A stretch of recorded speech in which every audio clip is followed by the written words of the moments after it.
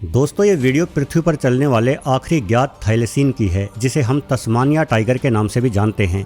इस वीडियो को वर्ष 1933 में रिकॉर्ड किया गया था। पहली नज़र में ये जानवर एक अजीब से कुत्ते जैसा लगता है।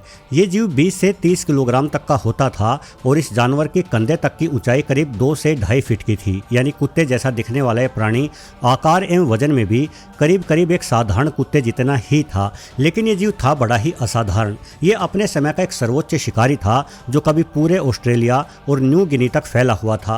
पिंजरे में बेचैनी से घूमता यह अकेला जानवर, जिसे बेंजामिन नाम दिया गया था, हमें याद दिलाता है कि कैसे हमने यानी इंसानों ने एक पूरी प्रजाति को खो दिया। ये फुटेज केवल एक जानवर का वीडियो नहीं है, बल्कि मानव द्वारा किए गए विनाश का एक जीवित सबूत है जो अब इतिहास बन चुका है।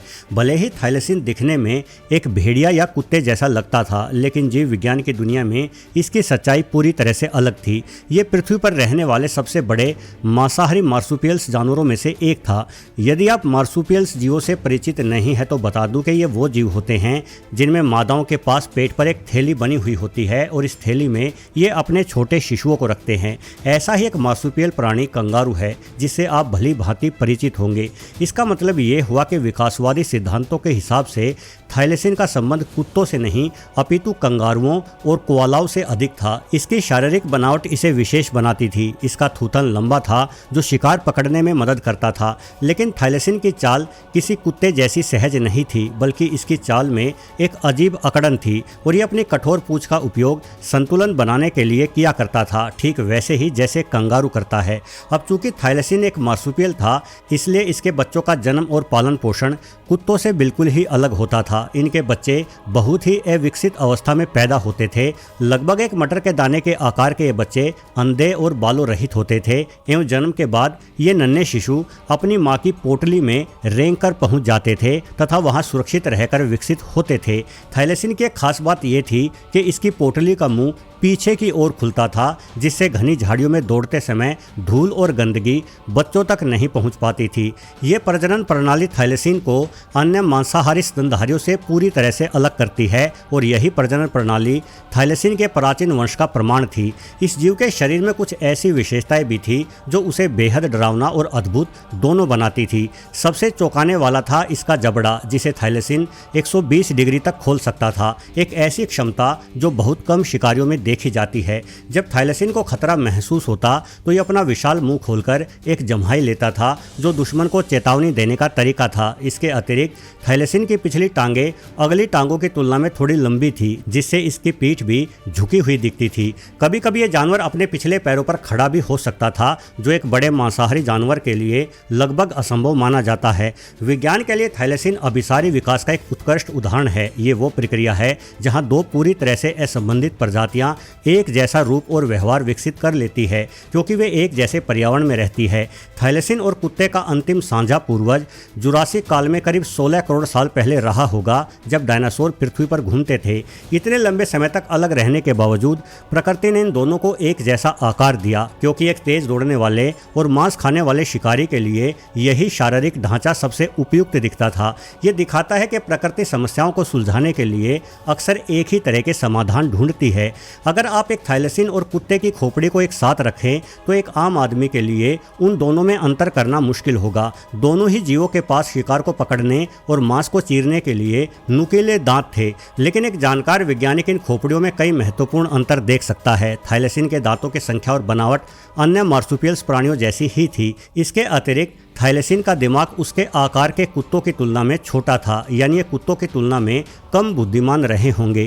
कुत्ते एवं थाइलेसीन में सबसे बड़ा अंतर इनके जबड़े की ताकत में था। हालांकि थाइलेसीन का मुंह चौड़ाई तक खुलता था, लेकिन इसकी खोपड़ी की हड्डियां कुत्तों की तुलना में पतली और कमजोर थी, जो ये संकेत देती है कि यह बहुत बड़े शिकार को शायद नहीं मार पाता होगा, बल्कि ये केवल छोटे शिकारों को ही अपने भोजन में शामिल करता था।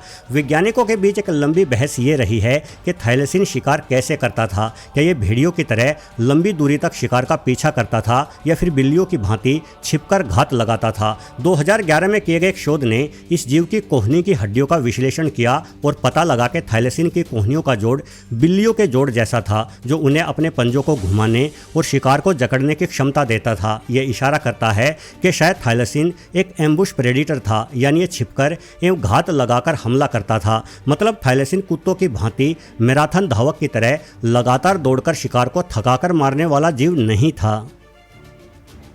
जहाँ तक इस जीव की विलुप्ति का सवाल है तो बता दूं कि थाइलेसीन का अंत बहुत ही दुखद और स्पष्ट रहा। जब यूरोपियन लोग तस्मानिया में बसने आए तो वो अपने साथ भेड़ें लाए। थाइलेसीन को भेड़ों का कातिल माना गया और सरकार ने किसानों की भेड़ों को बचाने के लिए ये घोषणा कर डाली कि हर मरे हुए थाइलेसीन को लाने के लिए शिकारी को इनाम दिया जाएगा। बस उसके बाद बंदूकधारियों को तो जैसे एक बेहतरीन रोजगार मिल गया और रोजाना सैकड़ों थाइलेसीन मारे गए। लेकिन विडंबना ये थी कि बेचारे थाइलेसीन भेड़ों को मार ही नहीं रहे थे, बल्कि ये काम तो जंगलों में भटक रहे कुछ कुत्ते कर रहे थे। 1920 के आसपास कुछ जानकारों ने अदालतों में यह सिद्ध किया कि थाइलेसीन का शिकार बेवजह किया जा रहा है, वो भेड़ जैसे बड़े जीवों का शिकार ही नहीं करते। तब जाकर कहीं सरकार की नींद टूटी और थाइलेसीन के शिकार को रोककर इस जीव को बचाने के प्रयास शुरू हुए, परंतु तब तक बहुत देरी हो चुकी थी, क्योंकि बेहद कम संख्या में बचे थाइलेसीनों के लिए कई और भी समस्याएं खड़ी हो गई थी। दरअसल यूरोप से तस्मानिया गए लोग अपने साथ कुत्ते भी लेकर गए, जिनसे रेबीज जैसी बीमारी थाइलेसीन में फैली, जिसने शिकारी किंतु इंसानों के लिए हानि रहित जीव को पूर्ण रूप से विलुप्ति की ओर धकेल दिया। और वर्ष 1936 में विश्व का आखिरी बचा थाइलेसीन भी एक चिड़ियाघर में मारा गया। तस्मानिया से पहले थाइलेसीन ऑस्ट्रेलिया में भी पाए जाते थे, लेकिन वहां से ये जीव करीब 3000 साल पहले ही गायब हो गए थे। इसका सबसे बड़ा कारण डिंगो का आगमन माना जाता है, जो कि एक प्रकार का जंगली कुत्ता होता है। डिंगो एशियाई नाविकों द्वारा लगभग 4000 साल पहले ऑस्ट्रेलिया में लाए गए थे। डिंगो और थाइलेसीन एक ही तरह के संसाधनों के लिए प्रतिस्पर्धा करने लगे और वैज्ञानिकों का मानना है कि डिंगो एक अधिक उन्नत और अनुकूलनशील शिकारी था, जिसने धीरे धीरे थाइलेसीन को पारिस्थितिकी तंत्र से बाहर कर दिया। असल में थाइलेसीन की तुलना में डिंगो के पास कुछ महत्वपूर्ण फायदे थे। डिंगो का मेटाबॉलिज्म तेज था, दिमाग बड़ा था। इसका मतलब है कि वे अधिक होशियार थे और समस्याओं को बेहतर ढंग से सुलझा सकते थे। सबसे बड़ी बात, डिंगो समूह में शिकार करते थे और ये खूबी उन्हें बड़े और कठिन शिकार को मार गिराने में मदद करती थी। इसके विपरीत थाइलेसीन अकेले या छोटे पारिवारिक समूहों में रहते थे और ये सामाजिक संरचना में बुद्धिमत्ता का अंतर अस्तित्व की लड़ाई में निर्णायक साबित हुआ। थाइलेसीन की खोपड़ी के बायोमैकेनिकल विश्लेषण से पता चलता है कि इस जीव का जबड़ा तनाव झेलने में कमजोर था। खासकर अगर शिकार संघर्ष करता हुआ मुड़ता या झटके देता तो थाइलेसीन शिकार को संभाल ही नहीं सकता था। इसका मतलब है कि ये जीव छोटे जानवरों जैसे बैंडिकूट आदि का शिकार करता होगा, जो करीब एक खरगोश के आकार के होते हैं। दूसरी ओर डिंगो हर तरह का भोजन खा सकते थे। ये कीड़ों से लेकर बड़े कंगारुओं तक को मार गिराते हैं। डिंगो के आहार का ये लचीलापन ही उन्हें सूखे और कठिन समय में भी जीवित रहने में मदद करता है, जबकि थाइलेसीन अपने विशिष्ट भोजन पर निर्भर होने के कारण विकासवाद की दौड़ में पिछड़ गए। वैसे आपको बता दूं कि आज बहुत से लोग ऐसा मानते हैं कि थाइलेसीन पूरी तरह से खत्म नहीं हुए हैं। इंटरनेट पर दर्जनों वीडियो और तस्वीरें हैं जो धुंधली आकृतियों को झाड़ियों में भागती हुई दिखाती है। हाल ही में एक थर्मल इमेजिंग वीडियो सामने आया था, जिसमें एक जानवर की चाल हूबहू थाइलेसीन जैसी लग रही थी। लेकिन जानकारों का कहना है कि इनमें से अधिकांश वीडियो लोमड़ियों, जंगली बिल्लियों या कुत्तों के हैं। खासतौर पर जिस लोमड़ी के बाल किसी बीमारी की वजह से झड़ जाते हैं, वो दूर से दिखने में अक्सर थाइलेसीन जैसी ही दिखती है। वैसे कुछ लोग ऐसा भी दावा करते हैं कि ऑस्ट्रेलिया में अमीर लोग आज भी थाइलेसीन को अपने फार्मों में छुपाकर रखे हुए हैं, जहां इनकी अवैध ब्रीडिंग होती है और इन्हें दुनिया भर में भेजा जाता है। लेकिन वैज्ञानिक दृष्टिकोण से थाइलेसीन के जीवित होने की संभावना ना के ही बराबर है। अगर ऐसा जानवर आज भी तस्मानिया के जंगलों में होता या कहीं फार्मों में इनकी ब्रीडिंग हो रही होती, तो अब तक हमें कोई ना कोई ठोस सबूत मिल चुका होता, जैसे कि सड़क के किनारे मरे हुए थाइलेसीन का कोई शव या कोई स्पष्ट तस्वीर या मल अथवा बाल जैसे बारीक सबूत। वस्तुतः वर्ष 1936 के बाद से कोई भी ऐसे पुख्ता सबूत नहीं मिल सके हैं जो थाइलेसीन का अस्तित्व सिद्ध कर सके। लेकिन उम्मीद की एक आखिरी किरण अभी भी बाकी बाकी है और वो ऑस्ट्रेलिया में नहीं बल्कि न्यू गिनी के द्वीपों पर है। ऐतिहासिक रूप से थैलेसीन वहाँ भी पाए जाते थे। न्यू गिनी के जंगल घने, दुर्गम और मनुष्यों की पहुँच से बहुत दूर हैं।